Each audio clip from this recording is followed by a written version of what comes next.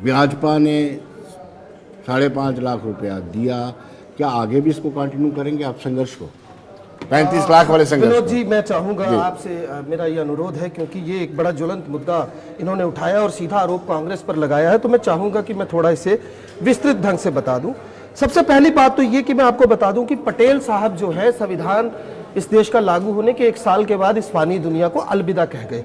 1956 में ये पंडित नेहरू जी थे जिन्होंने सर्वप्रथम, क्योंकि देखिए धारा 370 को समझना पड़ेगा, और मैं चाहूंगा अपने भाई जो यहाँ खड़े हैं, मैंने सबसे पहले जब अपने इस वक्तव्य की शुरुआत की, मैंने स्वागत किया, विपक्षी जमात में होने के बावजूद जो जेन्युइन है उसका स्वागत किया, भले ही ये आगामी विधानसभा चुनाव की सुगबुगाहट के बीच लिया गया फैसला है। लेकिन देखिए, बात को समझना पड़ेगा, जब ये मुल्क आजाद हुआ 532 से 35 रियासतों को जोड़ने का जिम्मा था पटेल साहब के कंधों पर। उस वक्त जो तमाम बड़े राज्य थे उसमें राजस्थान था, आपका जूनागढ़ था, आपका मैसूर था और जम्मू कश्मीर था, जिनकी सेनाएं अपनी थी, जिनके पास वो तमाम तामझाम थे, जिसको हम कहते हैं जी वो 21 तोपों की सलामी टाइप का जो हिसाब किताब था। उस वक्त उनकी शर्तों को मानना पड़ा। उसमें एक शर्त यह भी थी कि हम डिफेंस अपना रखेंगे, सेनाएं अपनी लेंगे। उसमें एक शर्त यह भी थी कि हम अपने राज्य के राज्य प्रमुख रहेंगे। प्रिवी पर्स की बात थी, वो किसने हटाया जरा बताएंगे आप? और दूसरी बात सुनते जाइए, नहीं सर, जब बात पूरी होने दीजिए फिर आप बोलिएगा, आप अपना सवाल रखिएगा, पहले सुन तो लीजिए।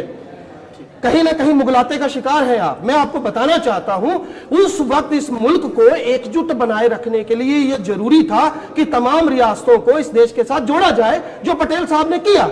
अब दूसरी बात यहां पर यह आती है, आप संविधान का भाग 7 निकाल कर देखिए, कहीं दिखता है आपको? वो है ही नहीं, क्योंकि उसे डिलीट किया गया। और डिलीट क्यों किया गया? उसी में सारी बातों का जवाब जो है छिपा हुआ है।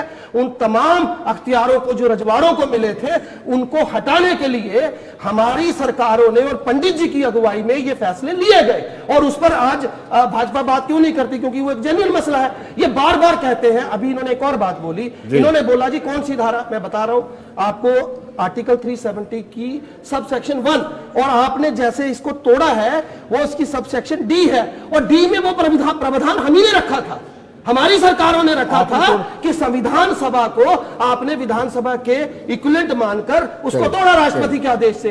तो जरा समझिए, इनके साथ नाइंसाफी हुई है, वाल्मीकि के साथ हुई है, हम मानते हैं, लेकिन उसके जगदीप जी लौटते हैं एक छोटे से ब्रेक के बाद।